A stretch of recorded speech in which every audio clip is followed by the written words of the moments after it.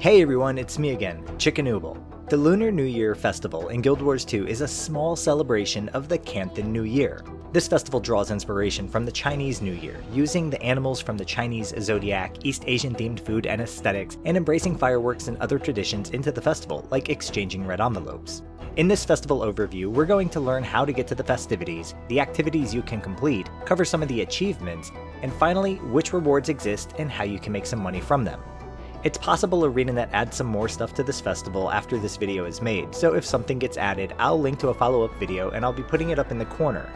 Help me get this video to more people who need it by liking, commenting, or subscribing to the channel. That all feeds the YouTube algorithm. And also share it with new players and your guildmates if they need it.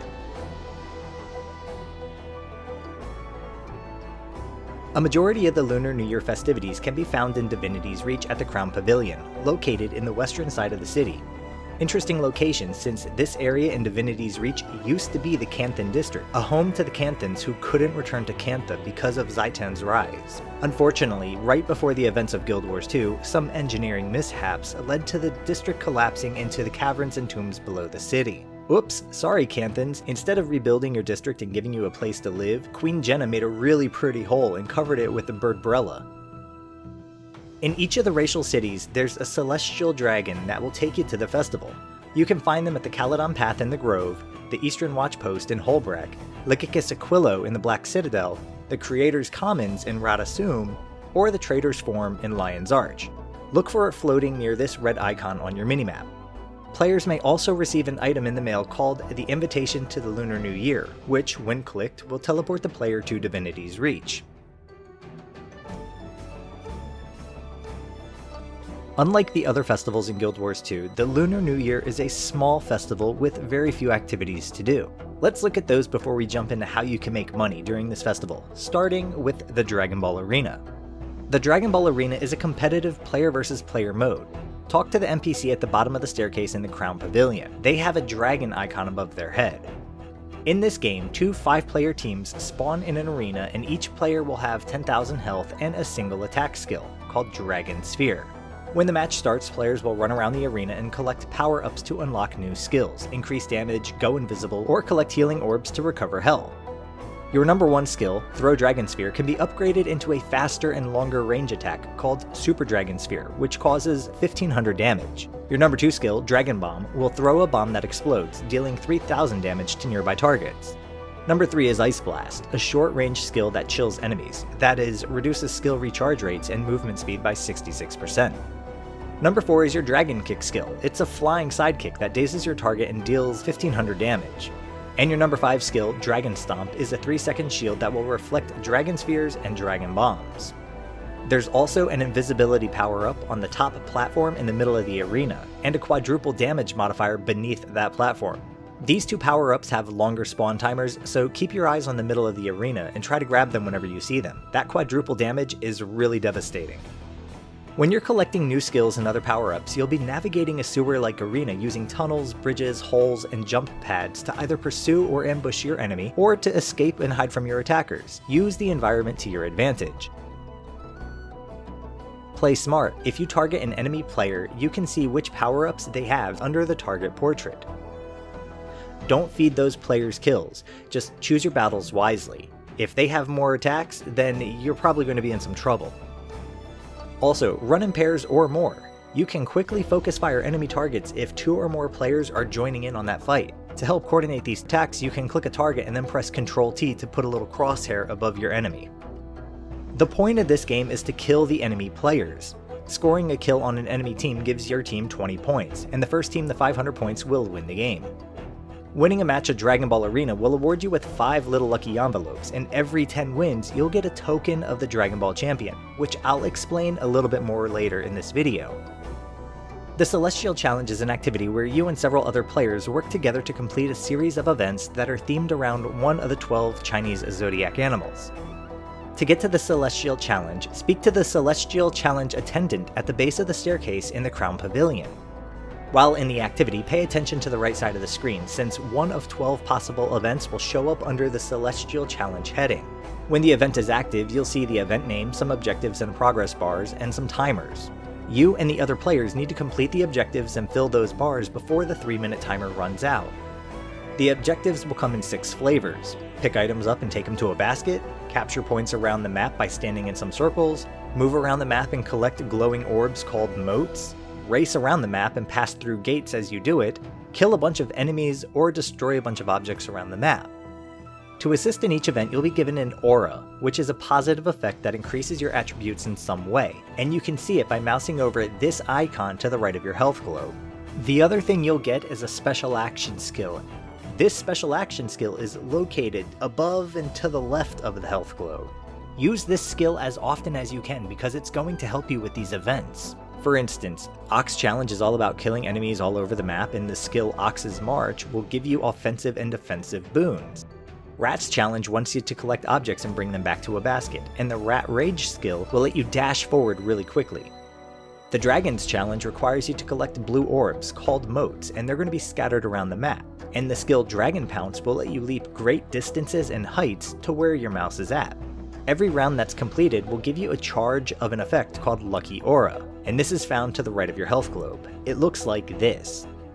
Every couple rounds you'll see a message about collecting chests. When you see this, go to the northern area of the map and you'll see 12 little chests and 1 large chest. Every small chest you open will spend 1 of your lucky aura, and inside the chest you'll get various items, including tokens of the Celestial Champion fragments. If you combine 8 of these fragments together, you'll get a token of Celestial Champion, which can be used to open this large chest over here, and that's going to give you more rewards. The Crown Pavilion has a few more events for you to participate in. Mount races can be found just south of the staircase in the Crown Pavilion. 2 or 3 times an hour, a race will be announced and racers should go to the blue square on the ground. If you don't have a mount, you can rent one from this guy that has a red raptor head icon. When the race starts, move around the city and go through all the large blue orbs until you reach the finish line. There's also a time trial version of the race, and you start that by talking to this guy. In this mode, you're racing against the clock and trying to beat your friends on the leaderboards. Faster times will award bronze, silver, and gold chests. Now there's also 2 firecracker lighting adventures just north of the Celestial Challenge attendant, near the base of the Crown Pavilion staircase. Talk to these 2 people over here. These adventures are just time trial adventures where you need to locate and light 12 fireworks from around the city. The fireworks are shown on your map as a yellow flag, and they appear on screen as Firework Adventure. You don't have to press F or anything like that, just get close enough to the fireworks to light them. Mounts really help with getting fast times on these adventures. If you want to unlock more mounts and help my channel out, then consider using the referral link in the description to purchase the expansions at no additional cost to you. The Raptor, Roller Beetle, Springer, Griffin, and Skyscale mounts are very useful for these adventures. Then there's some pigs and a filthy, frozen, greedy quaggan named Drubert in the Crown Pavilion. These are donation NPCs, and you can donate your hard-earned items to advance various achievements. Just know that the donated items could be sold on the trading post, earning you a little bit of money. Whatever you decide to donate, make sure you check the prices first. Some donated items are more valuable than others. Try to donate the item that will make you the least amount of money.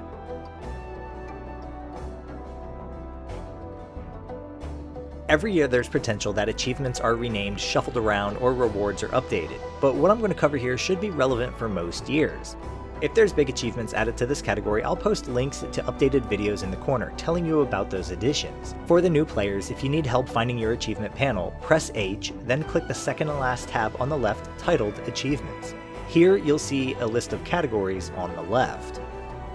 The first subcategory is Daily Lunar New Year achievements, and this is found under the Daily category.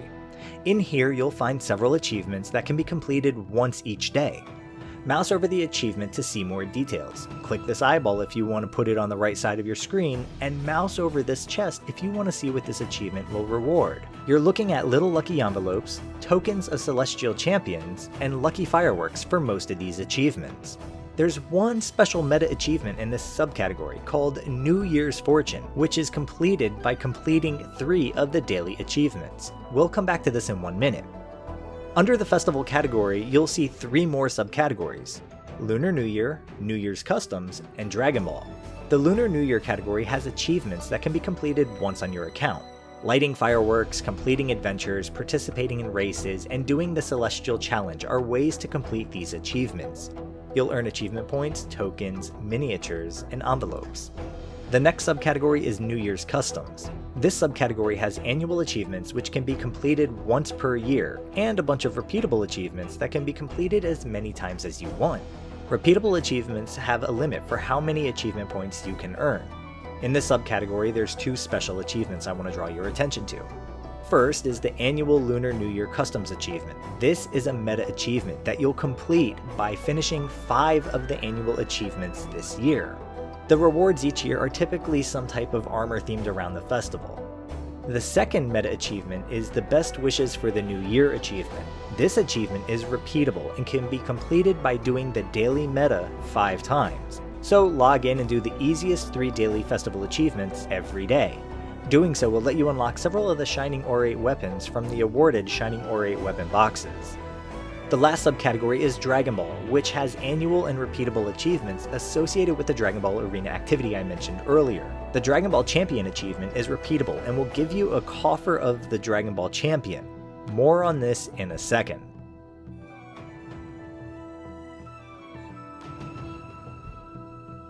The reward categories for this festival are somewhat lackluster, but there's a chance to make some money with the envelopes. There's 2 types of envelopes, the Little Lucky envelopes and the Divine Lucky envelopes. Comparing the two, we can see that the Little Lucky envelope has a chance to drop golden figurines, which sells for almost 89 silver to a vendor, and a chance to drop an ornamental golden trophy, which sells to the vendor for almost 8.9 gold. You'll notice that the Divine Lucky envelope almost guarantees at least 1 golden figurine, but check out the rare drops. We see that the loot table has multiple golden figurines, with some of those being stacks of 2, as well as multiple golden trophies. You also get the chance to get legendary quality Essence of Luck and superior runes of Firework. The Divine Lucky envelopes are really good. Here's the kicker. While the Little Lucky envelopes can't be sold on the trading post, the Divine Lucky envelopes you buy from Phaedra can be sold on the trading post. Many players buy as many Divine Lucky envelopes from the vendors and sell them on the trading post for more money. Since all players are limited by how many of these envelopes they can buy each day, selling the envelopes is almost certainly going to turn a profit. So how many can you buy?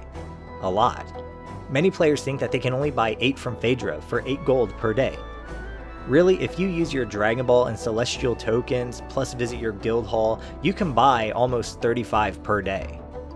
At the time of recording this, I could sell an envelope for 1.64 gold. That's a significant profit, even if you're only buying 8 of those per day. If you choose to open the envelopes, know that your account magic find will affect the chance for loot. The more Essence of Luck you consume, the higher your account's magic find will be. Additionally, you can stack several effects to increase your magic find even further. Players often open hundreds and thousands of these envelopes at different levels of magic find to let the community know what the profit margin is. I'll put some of these links in a pinned comment down below. I hear it's often very profitable to open the envelopes if you have a ridiculous amount of magic find, like upwards of 800. The higher your magic find, the greater your chances of getting better drops. If you choose to open your bags, on screen I'll post an image that covers the different ways you can boost your magic find, as high as you can possibly get it. I recommend you hold on to all your Little Lucky envelopes since they're account bound, and then open them all at once when you've stacked enough of these effects. If you plan on opening your envelopes, then save your Divine Lucky envelopes for then too. It's only going to return better rewards. This festival is one of the easiest and fastest ways to increase your magic find. Looking at the loot tables again, we can see that there's a really good chance that you're going to get some rare and exotic Essence of Luck from the Divine envelopes. Players will purchase and farm these, open them all, in hopes of getting a ton of luck that can be consumed. Aside from that, there's a New Year's vendor that will sell items for coin and luck. Personally, I'd pass on the Lucky Red Bag unless you're maxed on your account magic find and you have no other need for the exotic luck. There's also a New Year's weapon vendor. The Orate weapon set is a multi-tier upgradable set. Once you unlock the Shining weapon for any given type, then you can come here and purchase the non-shiny version.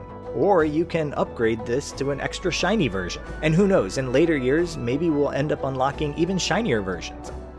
Lastly, there's this weekly vendor who will sell you items once per week. Again, if you're absolutely in need for these items, or if you're just looking for ways to spend your Essence of Luck because you're maxed on your magic find, then here you go. Anyways, I talked for way longer than I wanted to on this video. Hopefully you know where the Lunar New Year's festival takes place, which activities you can do during the Lunar New Year festival, which achievements exist and where to find them, and lastly, how you can use your money to earn envelopes and make a profit. If you wanted to help me out, I've got my ArenaNet partner referral links in the description below, so if you had any friends or family that you wanted to introduce to the game, consider those links. Also, please recommend this video to anyone that you think needs it. I know there's a lot of people out there who aren't really sure what to do or how to make some money, so hopefully this could help them. Anyways guys, thanks for watching, until next time.